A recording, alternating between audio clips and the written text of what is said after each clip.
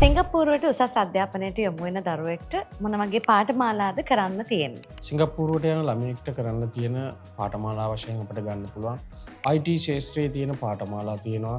ඊට පස්සේ හොටෙල් ශාස්ත්‍රයේ තියෙන පාඨමාලා තියෙනවා. බිස්නස් ශාස්ත්‍රයේ තියෙන පාඨමාලා තියෙනවා. අපි උදාහරණ වශයෙන් ගත්තොත් IT පැත්තේ ගත්තොත් කම්පියුටර් සයන්ස්, සයිබර් සිකියුරිටි ඒ වගේ සබ්ජෙක්ට් ඒරියාස් තියෙනවා. ඊට පස්සේ හෝටල් ශාස්ත්‍රය පිළිබඳව ගත්තොත් අපිට තියෙනවා hospitality management, hospitality and tourism management, එක්කම ගත්තොත් culinary art program තියෙනවා. ඒ වගේ ශාස්ත්‍ර වලට යන්න පුළුවන්.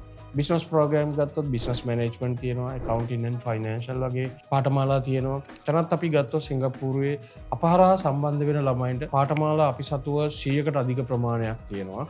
එයින් තමන් කැමති ශාස්ත්‍රය අනුව මෙතනදී විශේෂයෙන්ම මම කියන්නේ ළමයෙක් තීරණය කරන්න ඕනි මම මොන වගේ රැකියාවක් කරන්නද කැමති. මම ඉගෙනගෙන කොතනටද යන්න කැමති. මම කොයි වගේ ජොබ් එකක් කරන්නද කැමති.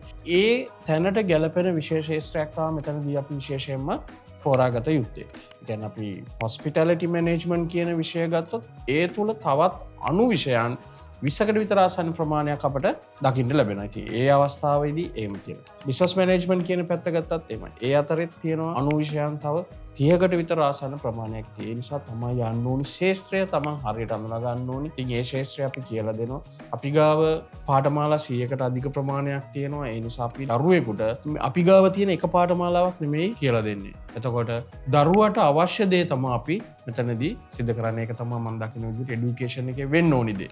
ඒ කියන්නේ ළමයෙකුට තමන් ඉගෙන ගන්න දේ ගැන තීරණයක් ගන්න හැකියාව තියෙනවා. අපේ ගොඩක් කන්සල්ටේෂන් ආයතන කරන්නේ සිංගප්පූරු කොලේජ් එකක් තෝරාගන්නවා. ඒකේ තියෙන යම් විෂයක් තමයි මෙහි ඒගොල්ලෝ මාකට් කරන්නේ. IT කරන්න ආව ළමයාත් අවසානට hospitality field එකට දාලා තියෙන visa reject වෙනවා. ඒ නිසා ළමයෙකුට ස්වාධීන අයිතියක් තියෙනවා තමන් ඉගෙන ගන්න විෂය තමන්ට සිලෙක්ට් කරගන්න. ඒක අපි visa house හරහා සිංගප්පූරු අධ්‍යාපනයේදී කරලා දෙනවා.